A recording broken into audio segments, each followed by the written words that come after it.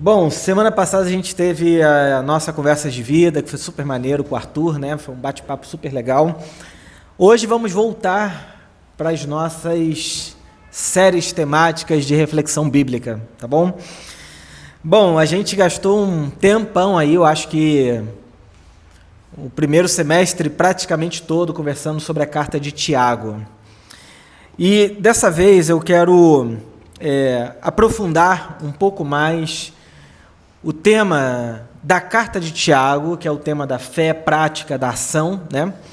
A partir de uma coisa que eu acho que é muito necessária para todos nós. O tema é crescimento. Crescimento.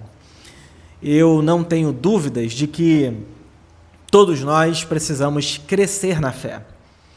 A Bíblia, no Novo Testamento, ela o tempo inteiro nos incentiva a crescer na fé, a crescer no amor, a crescer na graça, a crescer na esperança. São expressões que a gente vai pausar um pouco sobre elas durante esses próximos domingos e refletir, aprofundar. Eu comecei com uma ilustração que eu acho que é uma ilustração interessante, né? Quando você vê uma árvore assim, muito bonita, cheia de folhagem, bonita, e você chega nessa árvore, se der, né? Você dá uma sacudida nela assim, e você percebe que aquelas folhagens, apesar de estarem muito bonitas, estão secas e sem frutos. E existem muitas pessoas, muitos cristãos, que vivem a vida dessa maneira. Tem folhagem bonita, a aparência é bonita, mas não tem fruto e não tem folhas. Esse é uma realidade que todos nós precisamos parar e refletir por um tempo. Porque a nossa espiritualidade, ela não pode ser estética, ela tem que ser real, tem que ser de verdade. Ela tem que ter vida dentro dela, ela tem que ter fruto dentro dela, ela tem que ter realidade de Deus dentro dela. Porque se ela for só estética, só para os outros, só para fora, ela não tem poder nenhum, ela não produz nada, é uma espiritualidade estéril, inútil, né? Por isso que eu acho que essa série vai ser bastante desafiadora. Bastante para a nossa cabeça, para o nosso coração, porque falar de crescimento da fé, falar de crescimento no Evangelho é um baita desafio. E para isso eu vou convidar vocês à leitura de 2 Pedro, capítulo 3, versos 18. Esse vai ser um dos textos que vai orientar a nossa série. Eu vou pegar aqueles textos do Novo Testamento que falam sobre crescimento. Então, tem vários textos, esse é um deles. 2 Pedro, capítulo 3, verso 18. Eu vou ler na versão NVT, nova versão transformadora. Se você tiver uma outra versão, pode ler. Mas, se quiser acompanhar aqui na tela, também, vamos lá. Carta de Pedro diz assim: Antes... Esse versículo aqui, só para você entender, ele é o último versículo da carta de 2 Pedro, tá bom? Pedro diz assim: Antes, cresçam na graça e no conhecimento de nosso Senhor e Salvador Jesus Cristo. A Ele seja a glória, agora e para sempre. Amém. Hoje, eu vou focar com vocês sobre esse crescimento na graça. Domingo que vem, eu vou focar sobre o crescimento no conhecimento do nosso Senhor Jesus Cristo. Hoje, vamos falar sobre o crescimento na graça. Mas antes, quero lembrar uma frase de um teólogo, pastor, que influenciou muito vários pastores aqui no Brasil, chamado John Stott. John Stott foi um pastor anglicano, escreveu muito texto, muita coisa boa, e o John Stott dizia o seguinte, que existem muitas igrejas que tem 5 quilômetros de extensão, mas 5 centímetros de profundidade. Isso é uma fé que ganha proporções nacionais, como é no Brasil, ganha proporções nacionais, como é nos Estados Unidos, ela tem dimensão, ela é grande, as pessoas aderem à fé, elas creem em Jesus. Só que quando nós vamos conversar sobre o tipo de fé que elas aderiram, é uma fé rasa, é uma fé pouco profunda, é uma fé baseada em emoção, uma fé baseada em uma experiência que não produz mentalidade, que não produz reflexão, que não produz expansão de consciência, é uma fé superficial. E, obviamente, que uma fé rasa, ela precisa amadurecer. Uma fé rasa precisa crescer.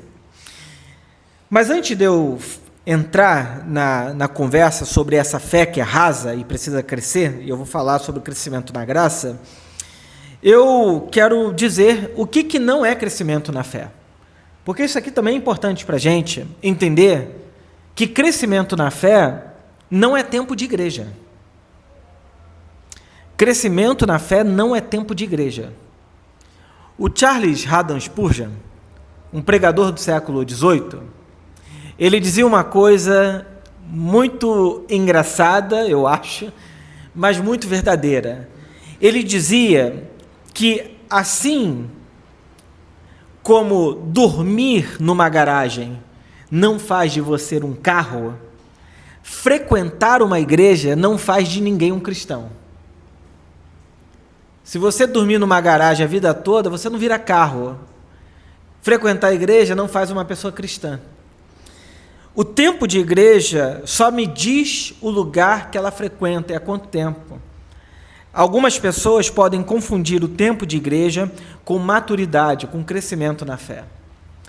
E isso aqui é muito fácil de acontecer porque a gente aprende o traquejo da igreja, a gente aprende a linguagem da igreja, a gente aprende os trejeitos da igreja, a gente aprende a cantar as músicas da igreja, a gente aprende a ler a Bíblia da igreja, mas isso não significa crescimento na fé. A segunda coisa é informação intelectual. Eu não sei o que aconteceu, mas durante o século XVI, você tem uma efervescência da reforma protestante, colocando a Bíblia na mão de todo mundo. Depois disso, você tem muitas pessoas que, por lerem a Bíblia, acreditavam que tinham nascido de novo. Aí os puritanos, os pietistas, John Wesley e vários outros teólogos começaram a dizer que o assentimento da fé, era a expressão que eles usavam, você ter uma fé intelectual não faz de você um cristão. Então, você ter informação intelectual, você participar de um curso de teologia, fazer uma faculdade de teologia, estudar a sua Bíblia, passar o dia inteiro no YouTube ouvindo vídeo de debate teológico, não significa que você está crescendo na fé. Inclusive, você pode ficar extremamente confuso com isso tudo e não chegar a lugar nenhum. A terceira coisa que não produz e não é crescimento na fé é cargo. Porque é de se pensar que alguém que tenha um cargo na igreja, ela é uma pessoa madura na fé. Isso também não é uma realidade. Inclusive, não é uma realidade pensar que, pelo fato de Deus estar falando para uma igreja, significa que eu sou maduro na fé. Então, vamos conversar sobre o que é essa maturidade, em primeiro lugar, sobre o que é crescer na graça. Bom, o apóstolo Pedro, ele diz assim: antes cresçam na graça. Cresçam na graça. Se você pudesse definir em uma palavra, uma frase, o que é graça, como é que você define graça? Não é retórico, vocês podem responder, por favor. O que é graça? Sem mérito. Favor de Deus. Sem mérito. Sem? Mérito. Mérito, sem mérito. Favor imerecido. Né? Olha só, não parece estranho, né? Você falar cresça na graça? Porque quando eu penso na graça só como alguma coisa que alguém faz em relação a mim, como é que eu posso crescer nisso? Se é um favor imerecido. Como é que eu posso crescer? Bom, a palavra graça, ela é fundamental para a nossa teologia, para a nossa compreensão. E aí eu quero destacar algumas marcas sobre o que é a graça. Quando a gente fala de graça, essa palavra no grego, né, sozo, a gente está falando de um favor, de uma aceitação. A gente comumente diz que a graça é um favor que não se merece, favor imerecido, né? Agora, a graça não é um ser, um ente, uma pessoa. A graça é, antes de tudo, uma ação. A graça é a ação de Deus em relação ao mundo, à humanidade. Graça não é a quarta pessoa da Trindade. Tem Deus Pai, Deus Filho, Deus Espírito Santo e a graça. Não. A graça é uma ação de Deus, isso é, alguma coisa que Deus faz, eu olho para a ação dele e eu digo, isso é gracioso, isso é um favor, isso é uma boa ação de Deus. Então, deixa eu explicar de novo. A graça é sempre uma percepção de quem foi favorecido por ela. É como se eu estivesse dizendo, muito obrigado por isso que você fez por mim. Então a graça, ela é sempre uma percepção de quem foi favorecido por ela. Eu olho para o que Deus faz e digo, Deus foi gracioso, Deus foi bom, Deus foi misericordioso, Deus agiu com graça. Então, quando a gente pensa na graça, é importante entender que não existe absolutamente nada nesse mundo que está fora da graça de Deus. Tem gente, talvez de um outro espectro evangélico, que vai pensar o seguinte: se você faz alguma coisa de errado, você saiu da graça, você caiu da graça. Só que não é possível sair da graça, não é possível cair dessa graça. E aí, talvez seja uma questão que muita gente vai achar assim, poxa, Herbert, você acredita nisso? Sim, eu acredito que uma vez que a pessoa creu em Cristo por meio da fé, ela está em Deus. Mas antes dela estar em Deus, antes dela ter essa consciência de Deus, eu preciso dizer e fazer essa afirmação: tudo o que existe, existe pela graça de Deus. Porque antes de você nascer, antes de você pensar, antes de você criar qualquer coisa sua, o mundo já existia. E quem criou o mundo do jeito que ele é, foi Deus. A Bíblia, no Salmo 24, diz que do Senhor é a terra, o mundo e os que nele habitam. Para a Bíblia Sagrada, Deus é o Criador dos céus e da terra. Quando eu olho para a realidade, quando eu olho para o mundo, eu preciso entender que esse mundo é uma dádiva. Deus criou todas as coisas para o nosso bem e para o nosso usufruto. Então o mundo já foi criado de maneira graciosa. A graça de Deus criou tudo, a ação de Deus em prol da humanidade criou todas as coisas. Quando o primeiro casal foi criado lá no Jardim do Éden, eles não foram criados no mundo em que eles precisavam construir beleza. Eles não foram criados no mundo em que eles precisavam construir a realidade. Eles foram criados no mundo, como diz o teólogo Cornelius Platinga, em estado de shalom, em estado de equilíbrio e de harmonia de tudo. O ser humano já foi criado no mundo em estado de graça. Em estado de graça por quê?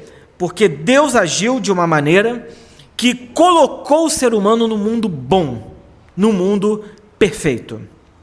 Nós teólogos chamamos essa realidade de coisas de graça comum. Então nós dizemos que quando eu vejo uma obra de arte que me encanta, que me embeleza, quando eu ouço uma música que faz bem para o meu coração, que é boa, que é bonita, quando eu leio um texto que é maravilhoso, é incrível, que me instiga, que me anima, quando, por exemplo, eu vou a um show de uma banda e aquela banda me faz um bem enorme, eu não tenho que dizer que aquilo é uma coisa do mundo. Eu tenho que dizer que aquilo é uma coisa que faz parte da graça comum de Deus. A graça comum de Deus não age só pela igreja e por meio da igreja. A graça comum de Deus está espalhado pelos 4 cantos desse planeta, que não tem 4 cantos, porque a Terra é redonda, mas na teologia bíblica a Terra tinha 4 pontas, né? Mas está espalhado pelo mundo inteiro. A grande questão não é simplesmente dizer que o mundo vive em estado gracioso. A grande questão é que alguém pode olhar para isso e perguntar, mas Herbert, e o mal e a maldade? E eu sempre digo o seguinte, a grande pergunta não é sobre a maldade humana. A grande pergunta é o que refreia a maldade humana. Afinal de contas, porque tendo todo o poder, tecnologia, arma, bomba nuclear, tudo que a gente tem, o ser humano já não destruiu tudo e todos. O que refreia o avanço da maldade no mundo? Então a minha pergunta não é de onde vem o mal, a minha pergunta é de onde vem o bem. Porque é o bem que refreia o avanço da maldade. Se o ser humano é naturalmente mal, e ele vai só produzir o mal, como muita gente pensa, tinha uma música na igreja, antigamente, que dizia assim, se tu olhares, Senhor, para dentro de mim, não encontrará nada de bom, nada, absolutamente nada. E você fala, nada? Onde que está a graça de Deus nisso? Cadê a bondade de Deus nisso? Se o ser humano não tem nada de bom, por que ele não se destrói? É porque, na realidade, a grande pergunta sobre o mundo é por que existe o bem, não por que existe o mal. É o bem. Por que existe um refreamento do avanço da maldade no planeta? Por que a gente não destrói tudo, se somos tão maus assim? É porque tem uma bondade, uma graça, se opondo energicamente à maldade e ao mal no mundo. Bom, a graça de Deus, então, é um grande sim de Deus para a humanidade. É como se Deus estivesse dizendo para nós o tempo todo que o mundo que vocês têm é bom, é belo, mas aí entra uma outra questão. Apesar do mundo ser bom e ser belo, a graça exige despertamento. E essa daqui não é uma coisa fácil.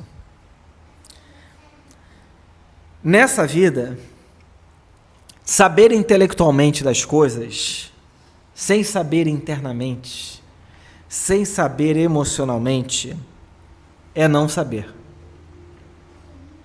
Eu vou repetir, nessa vida, saber intelectualmente das coisas, saber pela razão das coisas, sem saber internamente e emocionalmente, é não saber. O problema, a gente criou uma coisa que a gente acha que eu só sei quando eu entendo aqui. O saber humano é um saber que envolve toda a sua existência. A graça de Deus permeia a tudo e a todos. E você pode não perceber isso. Você pode não tomar contato com isso. Imagina que você está na porta de uma casa, olha dentro da casa e fala assim, nossa, que casa bonita. Mas você não entra na casa. O Djavan tem uma música chamada Esquinas. E tem uma frase nessa música que me chama muita atenção, que é, sabe lá o que é morrer de sede em frente ao mar. Sabe lá o que é morrer de sede em frente ao mar.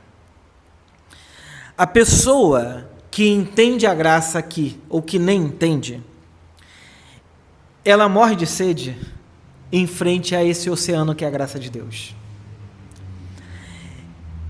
E tem muita gente que vive assim. É gente que vive a vida sem poder olhar para o alto e dizer: obrigado, Senhor. Obrigado. É gente que está vivendo uma realidade tão materialista, tão fincada na terra, tão fincada só no chão, que perde essa dimensão de olhar para a vida com beleza, de olhar para a vida com graça, de olhar para a vida com alegria, de olhar para a vida com satisfação. E por quê? Porque é gente que morre de sede olhando para o mar. E é muito paradoxal essa frase, porque o mar não é água para beber, é água salgada. Então é gente que está olhando para a vida e não encontrando na vida alguma coisa que mate a sua sede. Porque se a gente vive essa vida achando que tudo é resultado de um grande acaso, como é a posição teísta, se tudo é fruto do acaso, eu tenho que chegar à conclusão de que tudo é indiferente, de que nada é um grande nada. Não faz sentido, inclusive, as nossas compreensões de moralidade. Porque se tudo é fruto do acaso e o que vence sempre são os mais bem adaptados à natureza, como pensava o Darwin, não tem por que eu me importar com os vulneráveis. Porque no final das contas, o que importa é o mais forte vencer o mais fraco e eu me manter vivo.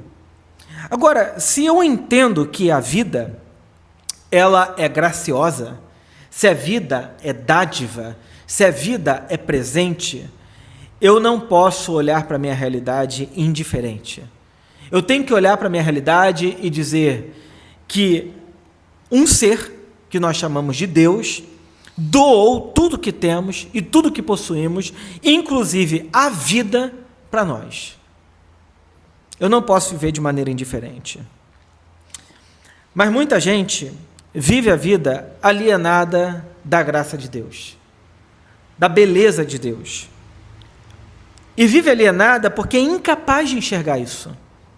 Vive alienada porque não tem olhos, porque não tem ouvidos, porque não tem emoções, porque não tem lágrimas.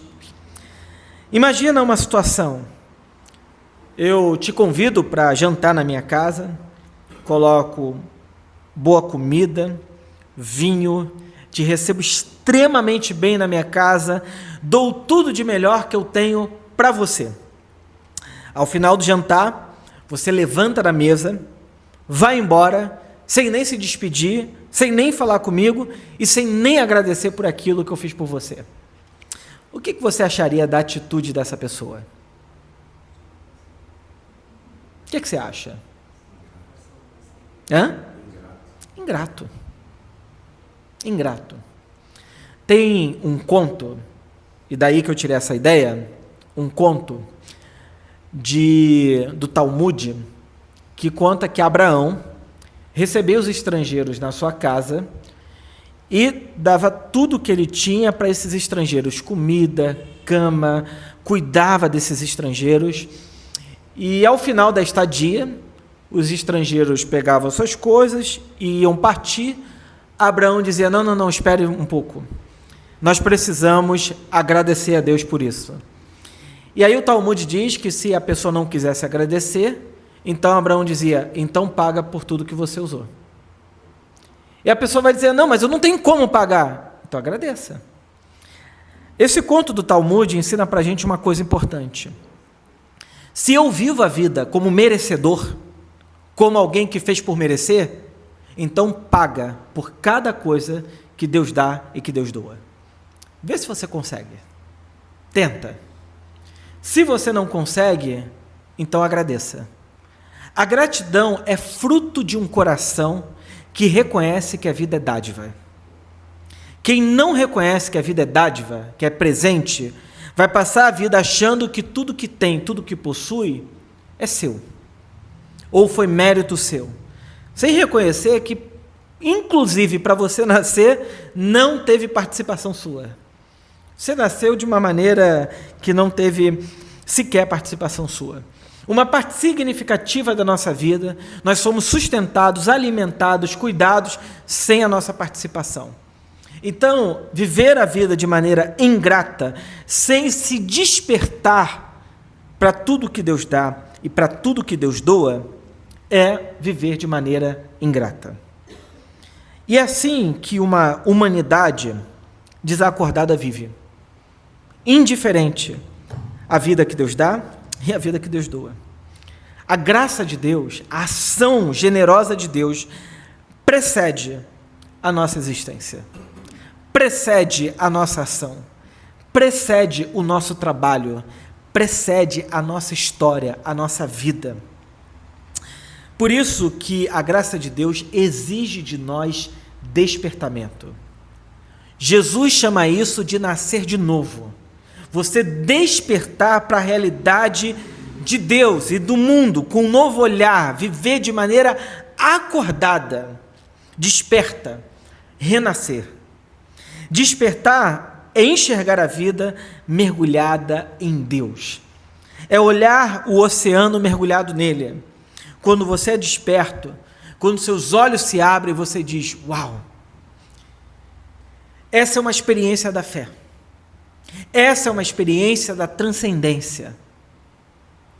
O ser humano tem capacidade de transcender. O cachorro nasce cachorro, morre cachorro. Ele nunca vai olhar para o alto e dizer obrigada. O pica-pau, por mais incrível que ele seja, ele vai nascer, viver e morrer pica-pau. O ser humano não. Ele nasce, a gente não sabe o que será dele. Que tipo de vida? Que tipo de história ele vai construir? Por quê? Porque o ser humano tem capacidade de transcender a realidade. A sua realidade, a sua existência, a sua vida. Por isso que quando a gente fala de despertar, nascer de novo, não é só uma atitude religiosa. O problema é que a religião vai cooptando tudo e colocando tudo dentro da sua caixinha. Nascer de novo é despertar o olhar, a consciência, os ouvidos para essa nova realidade de Deus. Se eu preciso ficar o tempo todo dizendo para uma pessoa quem ela deve ser em Deus, é porque ela não nasceu de novo. É porque dentro dela não tem esse interesse, essa curiosidade por Deus, pela vida de Deus. Agora, se você se despertou, se você nasceu de novo, se a vida de Deus faz parte de você, a terceira coisa que a graça de Deus vai fazer com a gente é nos transformar. Deus age em nós e Deus age a favor de nós. E Deus age por meio de nós. Deus me desperta e, em resposta a isso, eu sou transformado.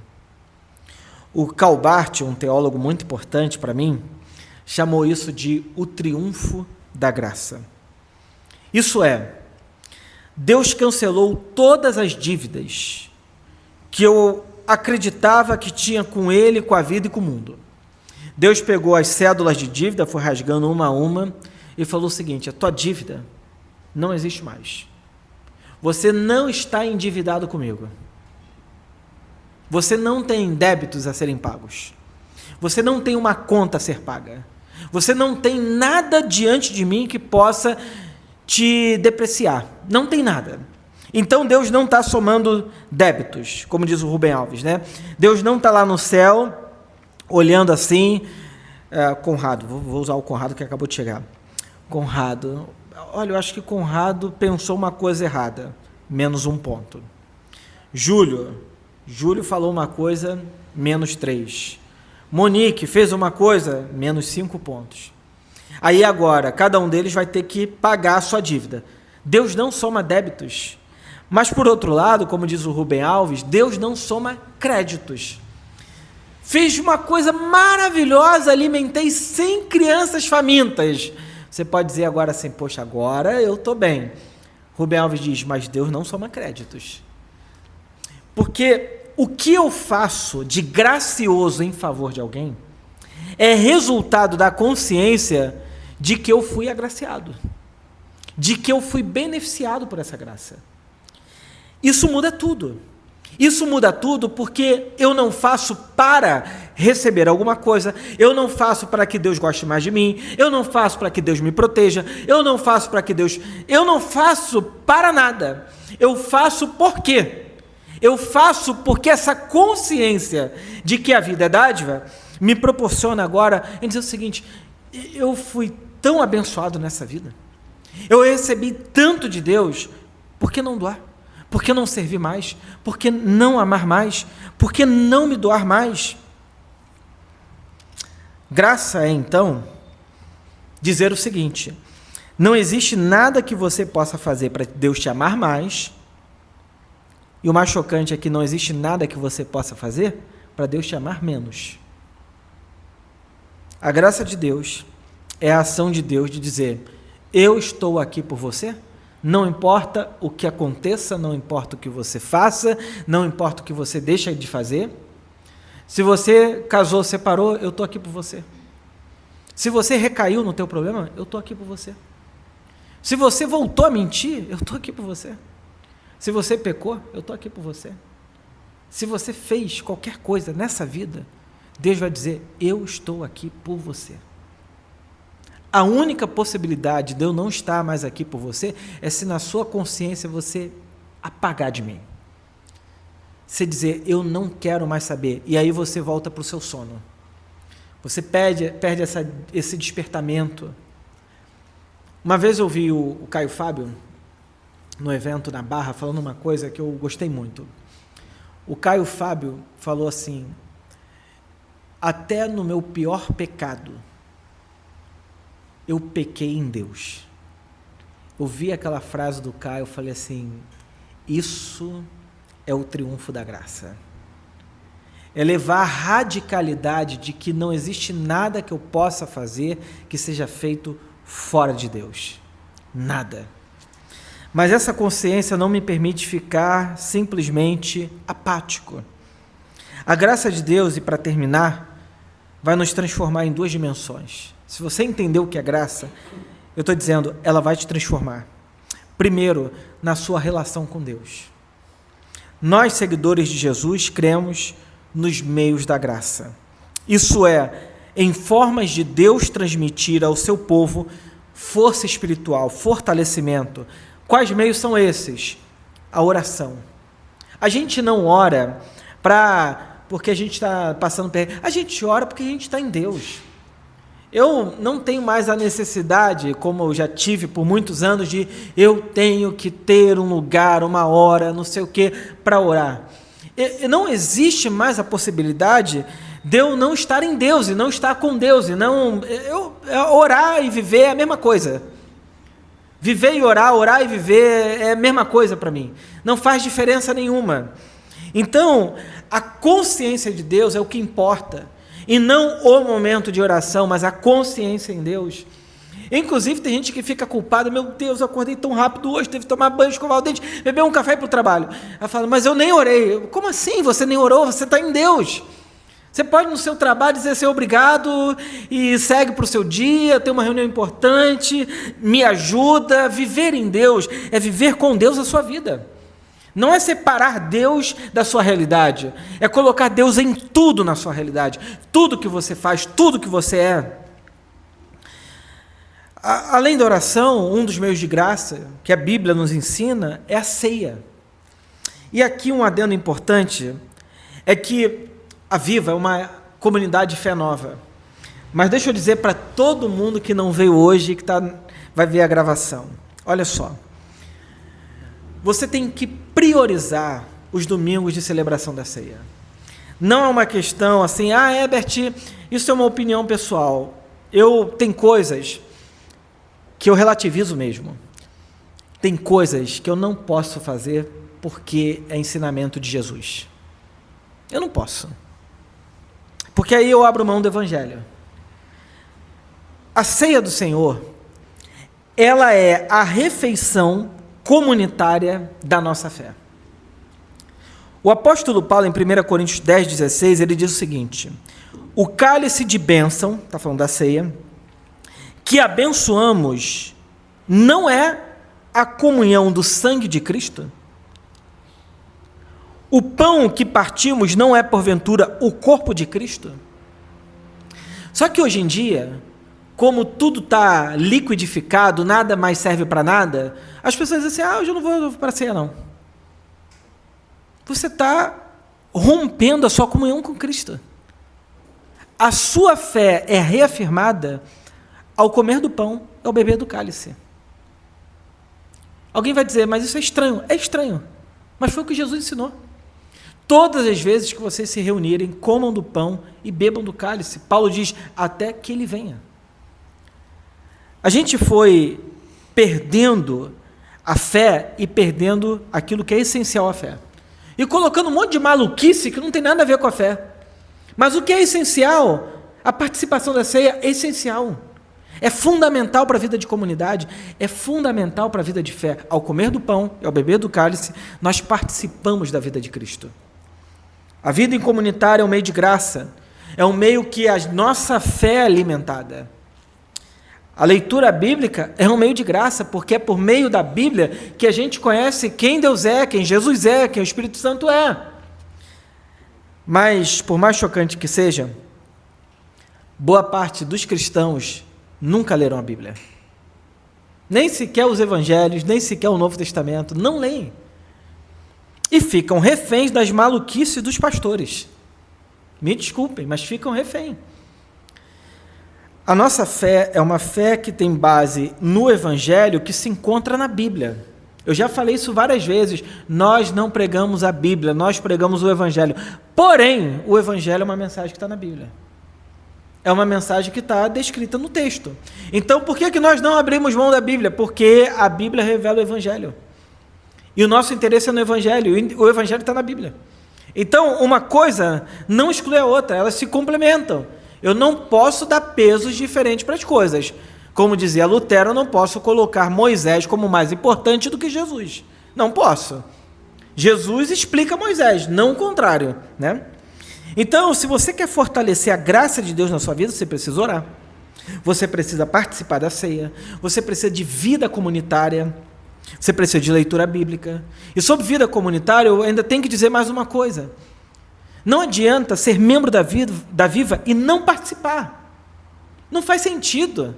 É dar nome para o hall de membros de que você não participa. Não faz sentido. Nenhum. Isso não é igreja. Você está simplesmente, formalmente colocando o seu nome para estar num hall, talvez de um lugar que você se identifique. Ser membro é participar da vida da igreja. É estar envolvido com a vida da igreja. E a segunda coisa que a graça vai te transformar é na sua relação com as pessoas. Aquela pessoa que entende que a vida é dádiva, devolve graça, devolve vida, devolve generosidade, devolve amor ao mundo. Quanto menos gracioso uma pessoa é, mais retido essa pessoa vai ser. Retido na generosidade, retido no amor, retido na felicidade, retido. Ela está o tempo todo tentando segurar o mundo com as mãos, dizendo, mas se eu não segurar, eu vou perder tudo. Mas para quem entende que a vida é dádiva, eu digo o seguinte, nossa, eu ganhei tanto. Por que eu preciso me segurar nessas coisinhas, achando que isso vai garantir a minha vida? E não garante. Nada nessa vida garante a nossa vida, a não ser o próprio Deus. Casamento não garante que você vai ficar segurando, mas se eu cuidar tão bem aqui, eu vou ficar... Não, a pessoa pode acontecer um monte de coisa. Nenhum relacionamento é seguro o suficiente para a gente colocar toda a nossa fé nele. O dinheiro também não é suficiente para a gente colocar toda a nossa fé nele. As amizades não são. Nada nessa vida, a não ser Deus, é suficiente para a gente depositar todo o nosso coração. E por quê? Porque Deus é uma fonte segura de vida. Ele nunca nos abandonará. Todas as outras coisas podem falhar. Por isso que a Bíblia é radicalmente contra a idolatria. A idolatria é eu pegar coisas essencialmente boas da vida e colocar no lugar de Deus no meu coração. Essas coisas vão frustrar a gente, angustiar a gente, deixar a gente mal. Porque elas vão falhar. Ou elas vão exigir de você a tua alma por inteiro. Cada vez mais sacrifício, cada vez mais esforço, cada vez mais autodoação. São aqueles casamentos que a pessoa precisa se restringir tanto. Ela diz o seguinte, mas se eu não me restringir tanto, eu vou perder. E o medo de perder faz do casamento um Deus. O medo de disciplinar um filho faz do casamento um Deus. O medo de falar a verdade para uma igreja faz da igreja um Deus. Tudo pode virar um Deus no nosso coração. Tudo aquilo que eu tenho medo de perder sem o qual, se eu disser o seguinte, sem isso a minha vida acabou, é um Deus no seu coração. Qualquer coisa na vida. Então a graça me liberta dessas coisas e fala o seguinte, cara, eu tenho Deus, eu amo a Deus sobre todas as coisas, e as outras coisas são só as outras coisas, que eu posso amar também, mas não no lugar central, não como a coisa principal da minha vida. Deus é gracioso. Como é que eu sei disso? Pela sua autodoação. Eu não sei que Deus é gracioso em si mesmo, filosoficamente. Eu sei que Deus é gracioso quando eu olho para a natureza, quando eu olho para o mar, quando eu olho para a vida. Como é que eu sei que Deus é gracioso? Por aquilo que Ele fez, por aquilo que Ele doa, por aquilo que Ele dá de si. Você é gracioso? Você é uma pessoa graciosa? Como é que a gente pode saber disso? Se perguntando, quem é beneficiado com o seu serviço? Quem é beneficiado com a sua generosidade? Quem é beneficiado pela sua fé? Você compartilha a sua fé? Você fala sobre ela? Você conversa sobre ela com alguém?